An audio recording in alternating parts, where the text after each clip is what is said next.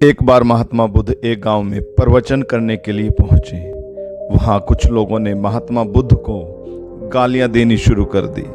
महात्मा बुद्ध शांत भाव से उनकी गालियां सुनते रहे। ऐसा देखकर वहां उपस्थित लोगों ने महात्मा बुद्ध से पूछा कि हमारी बातों का आप पर कोई प्रभाव क्यों नहीं दिख रहा। इस पर महात्मा बुद्ध ने कहा कि तुम लोगों ने मुझे गालियां दी, दुर्व्यवहार किया।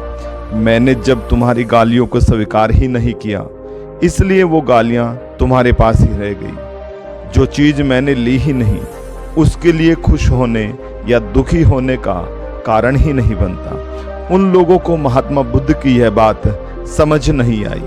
महात्मा बुद्ध ने उदाहरण देते हुए समझाया कि मानो किसी ने मुझे उपहार दिया और वह मैंने स्वीकार ही नहीं किया, तो वह उपहार किसके पास रह जाएगा।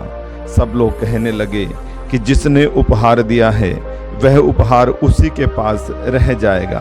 इस पर महात्मा बुद्ध कहने लगे कि तुमने मुझे गालियां दी, वो गालियां मैंने स्वीकार ही नहीं की, तो वो गालियां तुम्हारे पास ही रह गई।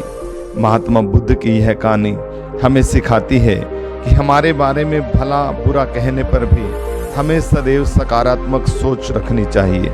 सकारात्मक सोचने की प्रेरणा से ही हम अपने लक्ष्य को प्राप्त कर सकते हैं। इस कहानी से हमें शिक्षा मिलती है कि महात्मा बुद्ध की यह कहानी हमें सिखाती है, अगर जीवन में हमारे आसपास कोई भी हमारी निंदा करता है तो हमें अपना कार्य ईमानदारी से करते रहना चाहिए।